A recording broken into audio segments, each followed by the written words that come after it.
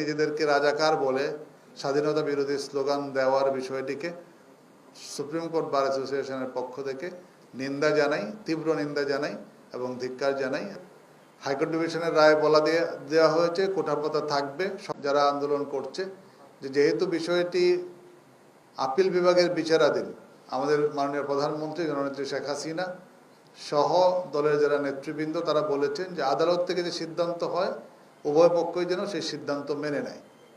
কিন্তু তারা বিভিন্ন গোষ্ঠী কর্তৃক প্ররোচিত হয়ে 2018 সালের যে প্রজ্ঞাপন সেটি পুনর্বহাল হওয়া সত্ত্বেও তারা আন্দোলন চালিয়ে যাচ্ছে। এখন তারা দাবি শিফট করছে যে 24 ঘন্টার মধ্যে তাদের পার্লামেন্টে আইন করে দিতে হবে। আমি বিভিন্ন জায়গায় বলেছি যে এটি একটি অবাস্তব দাবি, কারণ এই বিষয়ে আইন হওয়ার মতো বিষয় এটি না, এটি প্রজ্ঞাপন দিয়েই যথেষ্ট যদি করতে হয়।